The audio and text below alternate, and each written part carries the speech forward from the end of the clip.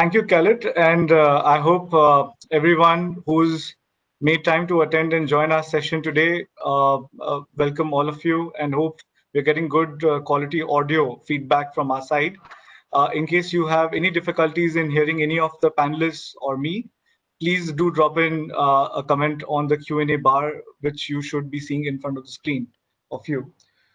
So with that, I think let me jump straight to the topic at hand, where today the sessions is sort of planned to discuss venture capital and venture debt funds in some amount of detail.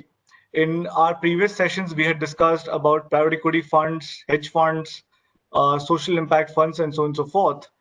Basically, we are analyzing as part of the broader series, what are the different funds that allocate to India? What are the fund managers thinking about it? Who are the investors allocating to such funds? The different set of expectations that these investors have, and frankly, the broader environment of raising and making investments for such funds. With that, I would also like to make a comment that it's great that we are doing a session where we are trying to distinguish between venture equity funds and venture debt funds. I think it's a far cry from a few years back when we could only talk about venture capital funds and there were hardly any distinctions or compartments that had existed. But the market is so nuanced now that you have different buckets of fund managers who look at these asset classes in a very unique perspective. From a market landscaping perspective, while we are all aware of several large VCs that operate in India, we have representations from Bloom Ventures, Mr. Ashish Fafadia, who's a senior partner there. We have so many other venture capital funds that have operated for a while, but insofar venture debt allocators are concerned, the market's largely been concentrated around InnoVen, where we have Ankit join us for the session, Alteria Capital, where Vivek sort of comes from that perspective, and Trifecta. Between the three of them, they have pretty much sort of taken the lion's share of the venture debt market in India. And again, happy to hear their own perceptions and how investors sort of look at them. With that, I would first of all like to summarize the kind of market we are in today. The investor profile we are dealing with in today's environment is vastly unique than what we have seen over last couple of decades, 5 years, and so on and so forth. What has happened is that not just ultra high net worth individuals, family offices, but more recently institutions, global institutions, sovereign wealth funds have all started allocating to India. So much so that what has happened is that a lot of the fund terms that are being offered are getting standardized. And more importantly, the standard of governance, the expectations from the fund manager, the kind of reporting that is required, the business times that are dedicated to the fund, and the amount of reporting that is required is absolutely at par with global standards and benchmarks, because these investors allocate on a global basis. Their yardstick of measuring an India fund is no different from the benchmark they would apply to a more developed economy fund, so to speak. The fund managers are also pretty much on the path of governance. It is important to note here that despite the difference between a venture equity fund or a venture debt fund, what happens is ultimately they are both funds, and the basic requirements that an investor would have from a fund structure continue to remain constant irrespective of the underlying asset class. From a regulatory environment perspective, I think pre-COVID, we had already seen SEBI come out with a bunch of regulations and clarifications, more to do with a qualitative growth of the entire market for alternate funds. We had seen SEBI propose standardized PPM formats to be followed so that a lot more funds become comparable. Investors find it a lot more easier to understand what is being sold.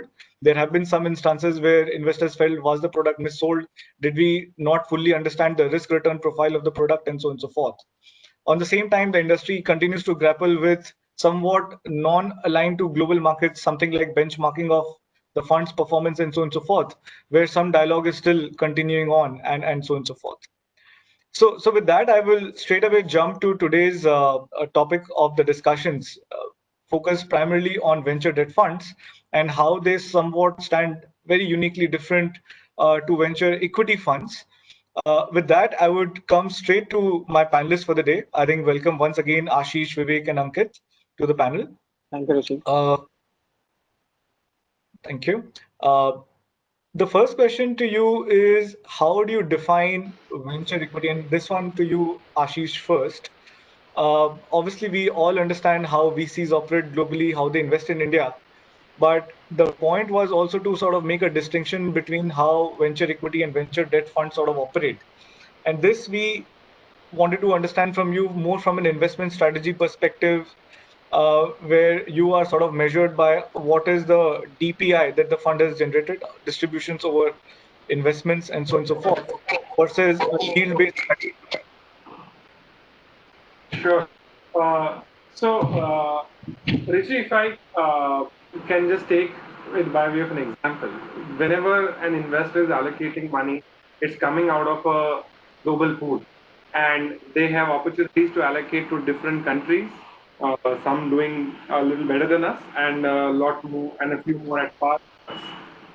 Within that, they have different asset classes to go after. So most of them will have clear compartments where they will look at. So there will be an India exposure bucket. So they might say that, okay, of the overall kitty, some may have a small bucket of maybe 10%, others may have a bucket as large as 25%.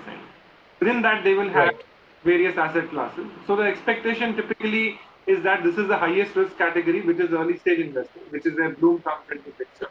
And typically for that asset class, mid or above mid teens of dollar returns is what people typically would expect. Now the nuance here is the exchange rate. The moment you are expecting 16 or 18%, by default from an Indian context, it ends up being early 20s. So that's right, what you're competing for from an asset class allocation standpoint. And the DPI becomes the holy grail. You might have markups, you might have say that we are in the best of the unicorns in the country.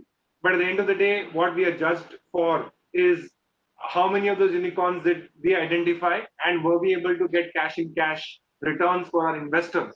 After the first cycle of 8, 10, 12 years is played out, broadly, it's very simple. In each fund, whatever you return back to your LPs, that money comes back in the subsequent fund as an investment. They might top it up with a little more, but broadly, people say, okay, I've allocated in your 3 funds and that will be good. Please rotate it, grow bigger, and we'll be more than happy to allocate. But if you fail to deliver cash on cash returns back, you may be sitting on fat multiples. After a while, people are going to lose patience and push for cash exit. Oh, is it? Okay. I'm happy to could you last part of it if you want. repeat the, yeah, could you just repeat the last minute of? Yeah. No, so what I was saying is, at the end of it, what matters is cash on cash exits and returns lie in the form of DPI, which is distributions to paid in. So Correct. if he has invested, let's say 100 crores or let's say $20 million, whatever marks you want to take, the test is that you should be able to return that money back with a significant IRR. And if you're not able to do that, the excuse can't be that we are sitting on great markups. Markups can sustain you for a while, but in the end, what matters is your distributions back to the LPs, because it is that distribution, whatever you return in the first fund, comes back in your third or the fourth fund as a commitment from your LP. That virtuous cycle has to kick in, and it keeps on playing that way. That is broadly. So whenever an investor is taking a call, he is broadly taking a call for a 10, 15-year horizon. And from there on, it is about your ability to give him a multiplier, 3x back, and he will give all the money back to you to manage. That's broadly the way it functions. Right. Richie, I hope it was clear now. Yeah, yeah, it was. And I hope the audio is clear on the call for everyone. Yes, yes, yes. Richie, I I am could able hear to hear you Ashish. very clearly. Even I can hear it clearly. Perfect. Okay, I think thanks Ashish for the background. I think I'll now move on to you, Ankit. Uh, Maybe from your perspective, you are backed by two, institutional investors, sovereign wealth and wealth funds, and so on and so forth. You have access to stable capital. While Ashish spoke about what are the investor expectations, are they unique in your setup, or do you feel that are you equally answerable as a typical fund manager would have had to their own investor base? So I think clearly, if you see Indian ecosystem, right? Given that now there are like many more venture debt funds, clearly tells you first of all that no, our ecosystem has definitely grown a lot more mature, the financial needs of early stage companies are much better understood, and hence more and more players are coming to kind of clearly focus on certain aspects of financial needs of companies, be it late stage equity capital, early stage equity capital, or growth stage venture debt, which certain players are doing in the market. I think when you look at obviously venture debt, the key difference, just to kind of start with, is obviously the risk appetite and the return expectation for the investors. If you look at any of the larger family office funds or larger kind of limited partner funds, ideally they would split their portfolio between a very different kind of asset classes, including what they put into debt and what they put into equity. And when they look at venture debt, obviously they compare their returns to their allocation to what they put into the debt form of capital in their overall portfolio. And of course, when they look at equity, they look at different asset class within equity, be it private equity, be it growth stage venture capital, be it early stage venture capital, where depending on the risk appetite and your return expectation, you keep changing the allocation of your overall portfolio. I think in venture debt, especially in last 5 6 years, given there is a decent enough vintage of more than 10 years of venture debt being done in India, a lot of LPs and larger investors are getting more and more comfortable to understand this asset class better. Uh, they're able to kind of predict what could be the return that they can generate when they invest money into this asset class.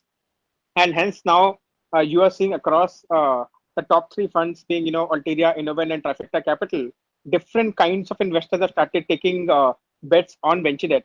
For example, we are backed by two strong private equity investors and a bank. So Temasek is one of our larger LPs, which is the sovereign Singapore fund, and second being the United Overseas Bank of Singapore. And of course, the idea when Temasek invested into our platform in 2014 was to kind of create more of a venture debt organization, a venture debt platform, and they had a little bit of more pseudo strategic approach to this, where they wanted to build an organization, and after, let's say, after 8 10 years, 20 years, they would probably think about exiting this company or an organization through either listing our company or having a strategic sale. So their outlook to this was they wanted to have a participation in this asset class and wanted to make a little bit of more global play with regards to venture debt.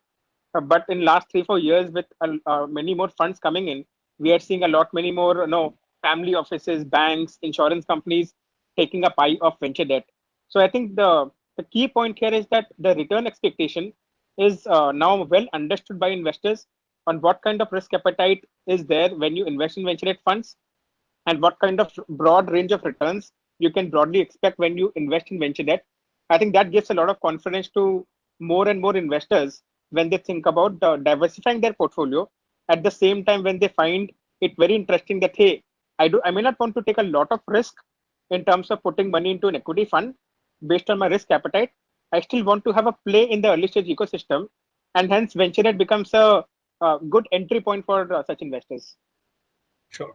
Thanks, Ankit. I think I'll come to Vivek now. Vivek, I think from your perspective, you are managing a venture debt fund.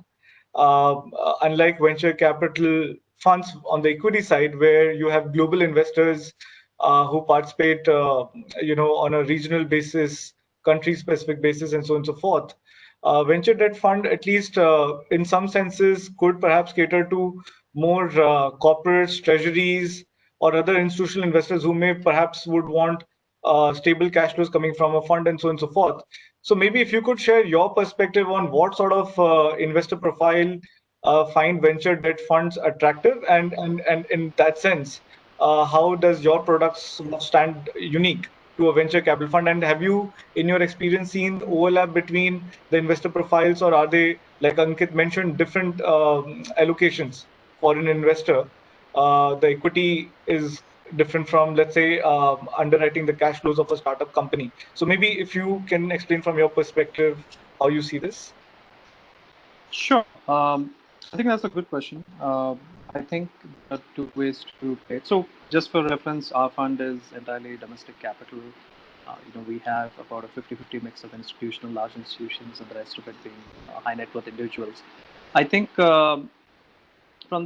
so you're right, there is a larger pool of addressable capital that could be interested in fixed income returns.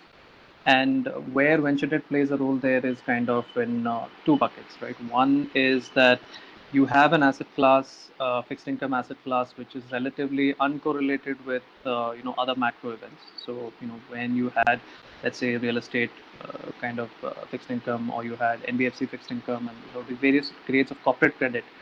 Somewhere or the other, they were very interlinked to certain events, post ILFS, etc. We all saw kind of what happened in money markets and other bond business.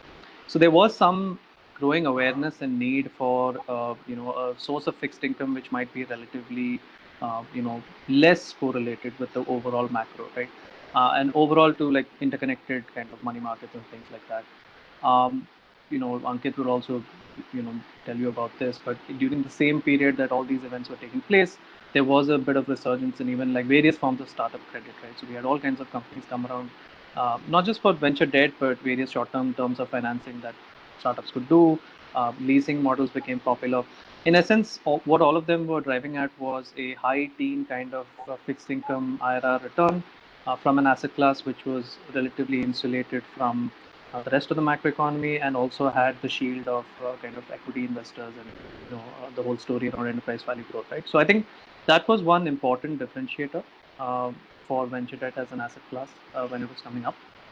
The other was more from the perspective that just looking at the Indian market circumstance, you had a whole bunch of there are a large number of equity firms here which have been in the market for several years, but many of the larger funds and where the biggest investors in India are actually global funds, right? And very few domestic LPs at least have access to invest in those markets. This is different at the early stage ecosystem, so funds like Bloom have been pioneers in like building up like unique seed ecosystem in India. But it's still at the larger scale, there are relative to the number of Indian funds in that space, there's still mostly foreign funds. So the other kind of more strategic, sorry, you were asking? No, please go ahead. Yeah, sorry. So, relatively, so besides the fixed income allocation question, right? And there it's a pretty, it's a pretty straightforward kind of thing. I think uh, given the size of our average LP, our allocations are relatively modest. And like Ashish was saying, the whole game there is if we are consistent on our returns, that corpus keeps recycling, growing, and then is reinvested. And that's the expectation on how that corpus grows. So I think that's a well set process. It kind of continues and grows. The slightly more interesting angle from a strategic perspective, what we see is that this growing, startup ecosystem, India is the third largest venture market, right? It's unprecedented in its growth and scale. It is really important, and it's Indian business houses, Indian corporates, Indian LPs of all sorts are taking notice, right? There was a time when it was kind of not paid so much attention. Now nobody can afford not to pay attention to it. So the other interesting angle has been people seeking to gain exposure and understand these companies and participate in some way on the upside. But I think it is a lot more about having a hook in the ecosystem.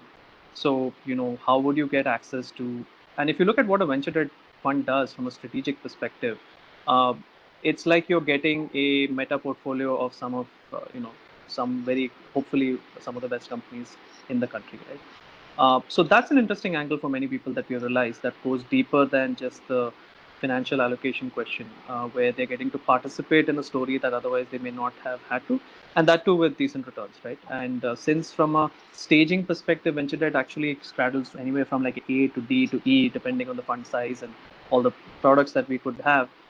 It's actually a pretty long journey. Ankit will of course know that we've been with some companies for like 7-8 years at points of time and seen them through all ups and downs. So there is that's a distinct experience, right? And we also sit in a very differentiated position as opposed to equity investors. So that's another angle I think which has been interesting and getting a lot of receptivity from especially promoters of big businesses which have been built, HNIs of various sorts, their families, people who've seen this development, whose younger generations are interested in understanding what is happening and seeking their own opportunities, right? And there have been few of those success stories in India as well. So I think from our pure perspective on the domestic front, we see a lot of these are some of the tailwinds that we have, and they've been going well over the last few years. On the global front, I think given that from a fixed income perspective, it's a little more complex. So like what Ashish was saying on currency, that's one thing. But fixed income currency is a whole new level of complication when it comes to issues of distribution, and hurdles are different, currency hurdles are different. So keeping parity amongst LPs is a little bit of a challenge. There's taxation issues which are different in fixed income. So these are some complications. I think they are, the sense we get. Again, there is a large strategic angle to these conversations as well, because there is an expectation that Indian foreign exchange controls on fixed income, are pretty tight. At some point of time when these liberalize, these are very large markets for big global financial institutions to participate in. So everybody wants to finger in the pie, just participate in the market, understand what's happening. But there are certain size constraints, right? These are trillion-dollar balance sheets at the end of the day, and a couple of $100 million in India or a few allocation is a these are large systems to push it through. So I think it's more a question of maturity. At a point, it will become. We see it in equity, right? So in venture equity, there have been people who have been very successful at raising from global LPs. That's well understood. And the venture debt market, in terms of maturity, kind of lags the equity market. As the equity market matures, improves, people start understanding that's how the companies work, how the market itself works. Then the ability to take calls on more slightly more nuanced products on that evolves. So on global, I think it's still maybe a little early, besides the idiosyncratic things, just given the size and currency issues, regulatory and tax, and all of these things need to be cleared up. It's been accommodative for equity, but in debt probably a little bit. So that's kind of Thanks, Vivek. I'll dovetail the discussion right from what you sort of spoke about, the difference in the cash flows in the entire two fund ecosystem. I think I'll put it in perspective. For venture debt funds, you have coupons or interest repayment schedules that are out there. You have transaction fees every time a sort of a transaction consummates. And then you also get equity kickers through warrants and so on and so forth. So from an investor perspective, they are going to see monthly or quarterly cash flows come their way. On the other hand, in case of a venture equity fund, there is the entire thesis that okay, we invested today and the returns could come after half a decade, after 7 years and 8 years. So do you think, and do you see that the appetite for a venture debt product where you have stable cash flows coming monthly, quarterly, and so on and so forth is more suitable to how the Indian investor looks at versus a venture equity fund where obviously globally it is as a concept well understood, and accordingly why a lot of venture equity funds are funded by global investors, whereas venture debt funds tend to have more domestic participation itself. And perhaps that's another reason why we have not seen our existing venture debt funds explore global investors so far as much as venture equity funds have, because they found the LPs back home already in home in India itself. Yeah. So I don't think it's that. I think the two asset classes require very different mindset from an LP perspective, right? Given all the complications, so I'll keep it in two buckets, right? Financial and strategic, right? And they have two different outlooks on them, right? So on the financial side of things, I think there's a lot of complications still on cross-border, just given everything that is there relating to fixed income. So relative to the pain that needs to be taken to do that, if you were a global LP managing $1 trillion, a couple of $1 billion in AUM, you want to maximize, the use of your capital, right? These are very thin slivers. At the end of the day, the Indian whole venture market is probably like 7-10 billion that goes in every year. Average asset manager maybe a couple of $100 billion. So this is not like still a very large slice of the overall pie. And if you did want to allocate that, it's probably a better call to put it in equity, right? Because you still, it's a evolving market. The outcomes could be large, and from a risk perspective, you'd rather just put it there, risk reward kind of perspective, right? This does change when the sizes become large, right? So when my allocations towards India from an equity or whatnot start moving to substantial multiples, as they would be to China or something like that. At that point of time, to hedge maybe my country exposure or something like that, I might want to, do a bit of fixed income, have confidence in the market. So I think it's a size question more so, and just a basic risk reward. Domestic LPs, like I said, I think that's incidental as well. That it's not that, for example, many domestic LPs are fairly active in the early stage ecosystem because those are the funds, there are promising managers, who start up, and there's a fair bit of interest for them. These are smaller fund sizes, they fit in within the mandate of most of these H9s, and it's not that people would not want to invest in venture equity. I don't think it's not that, it's that they don't have access. I mean, frankly, some of the largest funds, these are heavily competed, LP pools to get into.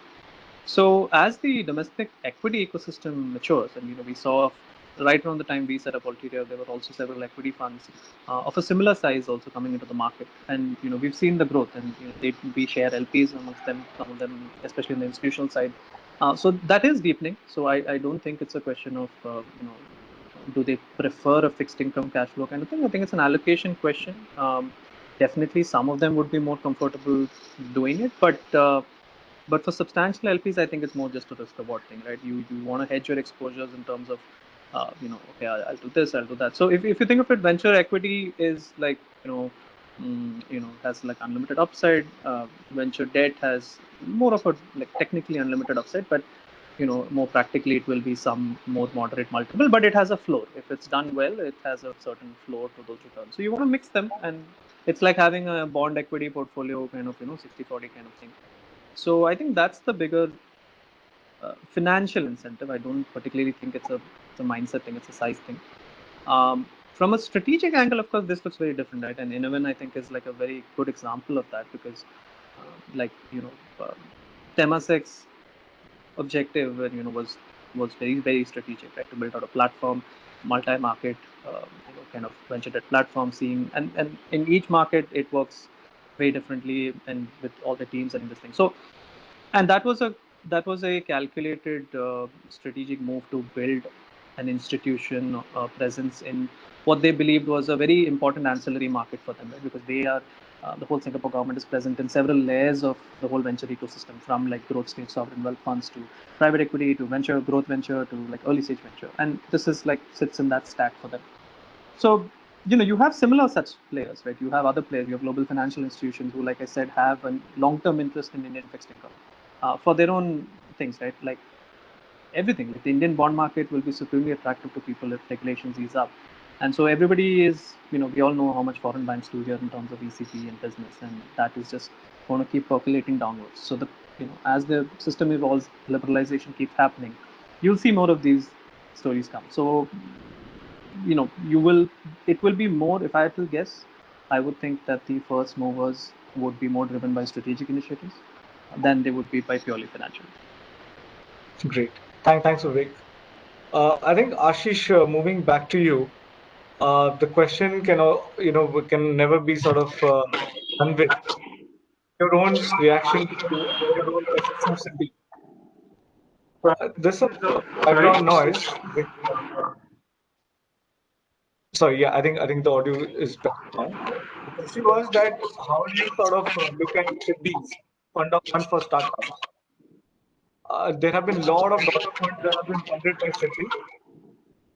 We have seen 53 years being funded and over $500 million being committed over the last 4 years. So, and Richie, all your of those voice is funds are echoing a bit.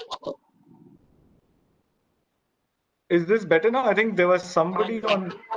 Maybe Ankit, if you can put yourself on mute once. Okay. Yeah, I think Ashish, can everyone hear me well now? I can hear you now. Oh, great. Okay. So I think Ashish, the question to you was that SIDBI obviously has been operating the fund of funds for startups, and it has sort of been the anchor investor for a lot of AIFs. I was mentioning over $500 million of commitments over 53 AIFs, and it's been on since last 4 years. So how have they been for you to partner with, and what has been the experience, and has that sort of opened doors for other institutional investors to also sort of look at the AIFs in general? Basically, if you could share your experience on the entire allocation from SIDBI. Sure. So we have worked. We are currently in our third fund, Avatar. This is the third time we are working with them. Each time that we have raised, we have worked with them, and over the last 7-8 years, there have been multiple changes in the team, right at the leadership level, with the CMD to the operating team that is spearheading the effort on the ground. This is probably, I think, if I'm not wrong, the fourth team that I'm interacting with. The experience has been largely consistent, but for individual traits and preferences and manner of dealing, the approach has been pretty much showing a line. What I mean by trend line, Richie, is that the first fund, there was a certain outlook to be supporting the ecosystem, nurture a few fund managers and get them off the ground. Whereas when we fast forward over last 7-8 years till date, the approach has been of okay, of the funnel that we have created for ourselves, we are not going and blindly putting in money behind every fund that we have, either to fund it. We want to be more selective, we want to be picky, we want to get into establishing a certain base level of governance structures, fee structures, wherever they want to have, they definitely come up to have a significant voice on the table in lot more matters than otherwise they did in the first one. I'm just giving from a particular point in time till date.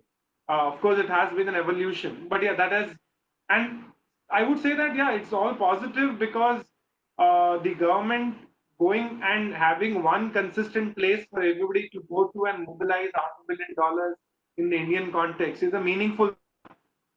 Typically, what it allows for Richie is that the $500 million, a little less than half, is maybe the exact number. But even if it is 350 or $400 million, you typically have an opportunity, and 2/3 or 3/4 of these funds would go and layer on 3 or 4x leverage on that with other funds. Some of it could be global, some of it could be other fund providers in India. So what you are seeing therefore is 2,500 crores now looking like 10,000 crores or maybe 10,000 crores of kitty in venture debt, venture equity combined. And then you are deploying that into startups, and then there is a leverage on that as well. What I mean by leverage is not debt, it means you have capital flows that come downstream from there on. So I think it has been a good experience. Can we expect more and better? Yeah, there's always a scope of getting much more structured, less process can bring a little more flexibility. But I think those things happen over a period of time. For the first 7-8 years, if we are sitting in judgment, I think yeah, it's been a great experience. Great, great.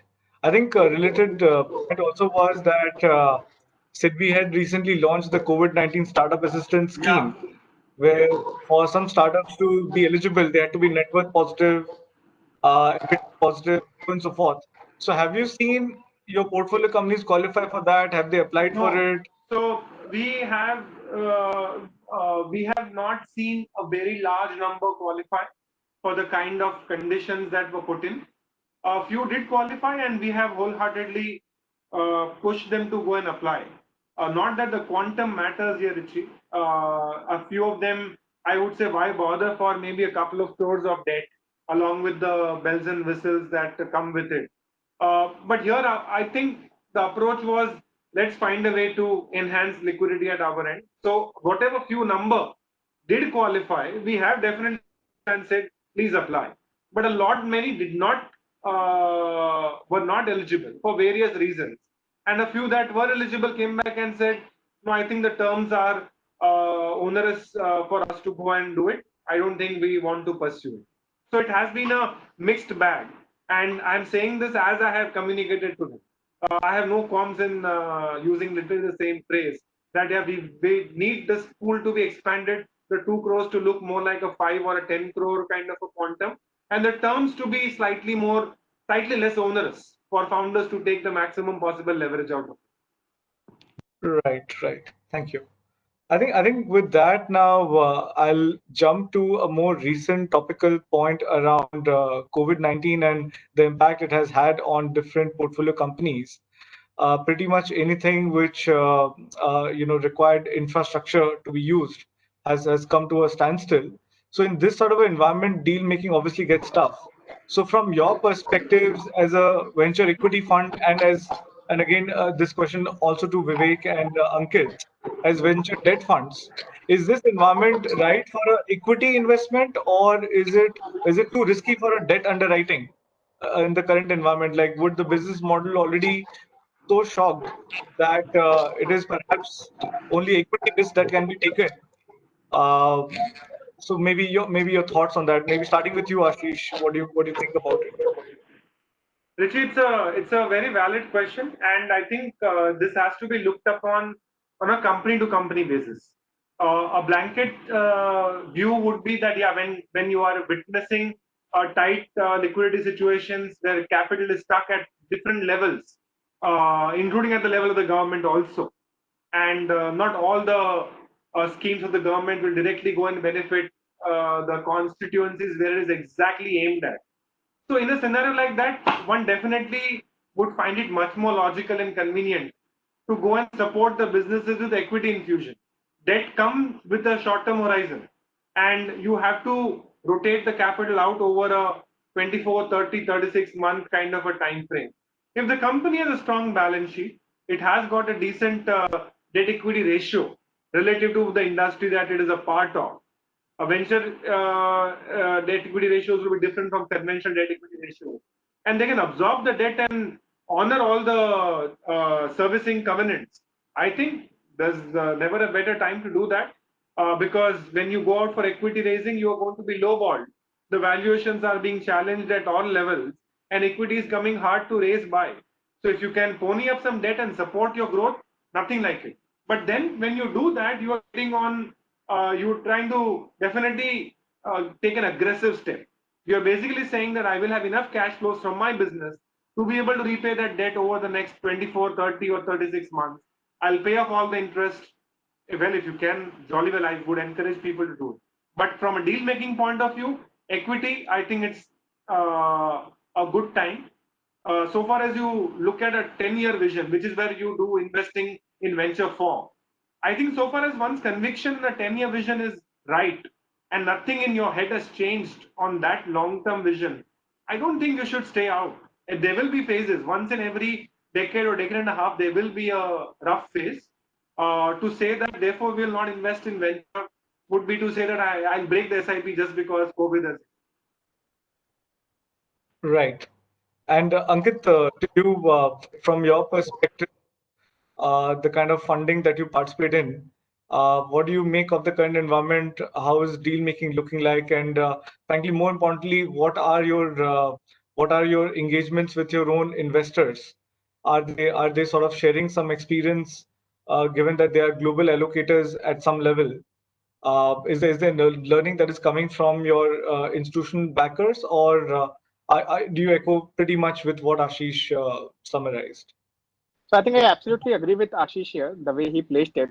Look, if you fundamentally believe in this entire startup innovation ecosystem, uh, then you would know that the amount of funding and the specific classes of funding are actually that way agnostic to macro environment because early stage innovation doesn't get the elasticity to changes in macroeconomic factors are not very high because anyways you're trying to kind of disrupt a very age old conventional industry which has not been disrupted so far, mostly using technology and new business methods, right?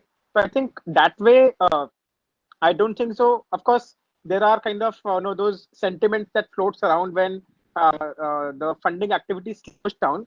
But I don't think so. The fundamental belief of whether this will work or not changes, especially for people who have good amount of vintage in this industry and have been funding for many years. And what may change is what kind of sectors may get a little bit more attention today, what may not have got, let's say, year back, or what will not have after year. Of course, like for example, today we are seeing, given because of physical distancing and COVID scenario, we are seeing a lot more the digital heavy core businesses seeing a lot more traction, like our education or a gaming or a SaaS businesses are seeing a lot more traction. And businesses like a travel would obviously see less traction. But ultimately, there is a lot of pool of capital available to be deployed. there are enough number of startups which are doing very interesting work, they will always kind of demand and supply will always match. Because of sentiments, it could just probably be pushed by 2 to 3 months. From our perspective, I think, uh, of course, because of this sudden change in the environment, a lot of our bandwidth has been going into our portfolio management. Let's say in at least the month of March and April, but we've been pretty much open to businesses. We are looking at all possible deals for doing venture debt across most of the sectors, across almost all the stages, from very early stage to very late stage companies. Of course, you will see that in this environment, lower number of people are coming out and doing startups. So, number of companies will get funded at very early level. But again, that's a matter of time. Again, that will self-correct, and in few months we'll again start seeing very vibrant activity. I personally believe this is actually a great time to deploy both debt and equity capital, where you can actually get into companies which you otherwise would not be able to invest in because of either very high prices or company having just too much cash. Uh, the last point I think I would like to add is I think we've been extremely pleased to see the turnaround that most of the founders have been able to do in their companies, the resilience and most of the founders have been able to show, where they have actually taken this opportunity to take certain steps into re-engineering their cost, reworking on their P&Ls and their costs and revenues. And right now they are sitting on very interesting uh, uh, position in their company where they have worked their cost structures in such a way that as now revenue increases when things come back to normal, we can actually expect a lot many more startups will have larger profit pools, which otherwise was tough to imagine. Where we will always say that hey, we don't see a lot many more profitable companies, but I think this COVID, the certain silver linings of this has been people have thought long and hard to kind of how to run businesses a lot more capital efficiently. So I think that has been quite a positive trend that I've seen in last 2 3 months. But I think overall, we are okay with what we are seeing in our portfolio. Of course, there are certain segments we are a little worried about, but I think we've been mostly pleased with the effort placed by founders and support given by all the investors to their companies. Right. Thanks, Ankit. I think going back to the broader theme that these are funds which are backed by third-party investors. Accordingly, so the question to you, Ashish, and then obviously dovetailing to Vivek also, you are fund managers of third-party capital. You owe fiduciary to the fund and the investors. So, what are the issues that you have seen being raised by your investors? Have they sort of probed you on how you're helping the portfolio companies? What are the steps you have taken, or what your investors expect the steps to be taken by you? And do you, and from your own different perspectives of venture equity versus venture debt, are your reactions similar, different, and so on and so forth? I think on this one. So, Richie, you mean to ask? I believe you are meaning to ask this question in the context of the current situation. Correct, correct. Yeah. So, I think we started out the lockdown by some steps progressively from our side, and created a wide portfolio of more in excess of about 80, 75, 80 active companies management.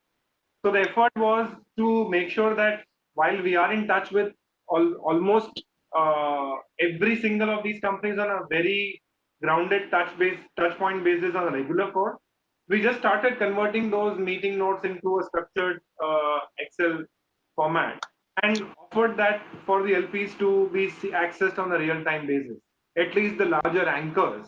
And ever since, I make sure that these reports are updated once every 3 4 weeks. And each update later, we do get on a call with the anchor investors.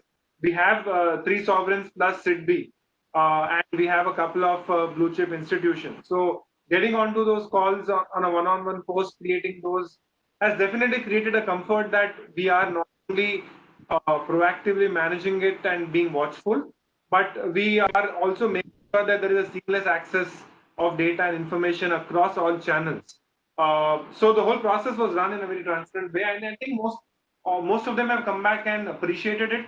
and the one who have not come back have said, okay, guys, you are at par or better than what our other fund managers are. Keep up the good work. So the expectation is seamless transmission of information. Bad news taking the elevators, and good news can take the stairs. And make sure that if we have question or two, just make sure that you tell us when the drawdowns are going to be, so that we can also plan our liquidity accordingly. I think broadly, it has been a very matured response and very strong support system by all of them. Great. I think Vivek, from your perspective, again, given that you sort of come into your portfolio along with other venture equity funds, in some of the situations, have you seen any expectation from your own investors on what exactly are you doing to assess the portfolio, or have you seen any pressure from the investors that, okay, this was a step perhaps you could have considered, and so on and so forth? What has your experience been in how you deal with the portfolio, and more importantly, what your investors are expecting from you? Right. So from our investors' perspective, they've been very supportive, and our while we co-invest with equity investors, our outlook on risk is slightly different. I think the fundamental difference is that equity investors, depending on their own, can afford to wait. It becomes an investor's market, and then it's about what's the right thing to do for each company. In our case, it's a little more medium-term. Liquidity matters. So to that extent, our scrutiny on the short and near term is perhaps a little more, right? So we did a similar exercise as soon as they hit. We did an extensive stress testing of each of our companies, ran through scenarios, talked to them a lot, compiled up reports for each one of them, detailed conversations. Of course, it's a collaborative process, so we also engage with our equity partners, understand their perspectives, what they're driving towards, and then engage in, like Ashish was saying, engage very closely with all investors, right? So for us, our anchor investors were extremely supportive and understanding of the situation. We reported them in fair bit of granular detail to give them comfort of these things, as well as a whole bunch of our other major HNI investors. Right, we did our reporting, and we kept updating that very frequently as circumstances on the ground kind of change. Right, and they kept changing. Like every 2 weeks, you had something new coming up in one sector or one company. We have a slightly, we have a much tighter portfolio given the vintage of the fund is, just about like 3 years now. So we have about 26 companies. We funded through a couple of deals and through COVID that were pre-committed. So we did not renege on our commitments. Communicated the situation, took a reassessment in many cases, and then did what we committed to do with appropriate disclosures to investors. People are very supportive of all the steps. I think one of the things that so that's from a risk perspective, we couldn't have asked for more, right? I think moving to then deployment, following from the last conversation, I think like what Ankit was saying, this is a good time, I think, for both. Every downturn is an investor's market, whether it is a credit or an equity investor, right? And the answer there is that from an LP's perspective, you're then you want to, while from the equity side, right, you may have it's much more of an opportunity. From a credit side, you need to be a little more careful, given that short-term dynamics, medium-term dynamics matter to your return profile. So a company may do fantastically well after a lull of 6 months, which is perfectly fine from an equity perspective, but from a debt perspective, you need to be kind of a little more careful. So one part was also when we started getting into the market back fairly quickly. Following up in situations, as and that's a process of keeping in touch with all them and seeing the evolving sectors. So we got a good heads up into which sectors were kind of getting good tailwinds, which are the ones which are emerging this thing, which ones we should like kind of probably stay out of for a while, given significant uncertainties. And then the next step was giving them comfort on the credit risk that we were now looking at, and that it was matching up to what we had. It was no different than what we had promised in our investment thesis. That these are how to stack up, and so that's also seen. We have so we are going ahead very actively in that, so it's going well. I think from a fund, their own LP fundraise and deployment perspective, I think the one when the market tanked in February and March, there was a bit of a kerfuffle, because what that did was it immediately unbalanced a lot of domestic investor portfolios. immediately the equity component shrank by like 30% for like a whole bunch, which was troublesome. So, the entire allocation balance changed for a lot of people, and that was a bit of a question. They did put a freeze on allocations to alternatives, to other forms. I think till that was, but I think following the market recovery to some extent, people also getting comfort that the world's not ended. Markets have some support systems. People are figuring out. That also we have seen from their end a much more positive thrust towards getting back into markets. Right. So overall, they've been great. We remain in close touch as always. Just be very transparent. Give them the facts and call a spade a spade. Great, great. No, so I think even from our perspective, we have seen the denominator effect that you were referring to, that when the value of the public equity sort of come down, then the allocation to alternatives, just by like that goes up, which obviously does create a imbalance in the allocations for some of the institutional LPs. In our experience, we have seen funds which have been backed by university endowments, pension funds, have managed to raise a lot of top up on the fundraise to support the portfolio company. So there was some lifeline available to those sort of fund portfolios. Similarly, we have also seen structures being raised to allow investor-specific allocations, a lot of co-investment type opportunities being opened up, especially in times when investors feel that there are a lot more assets to be acquired on the cheap.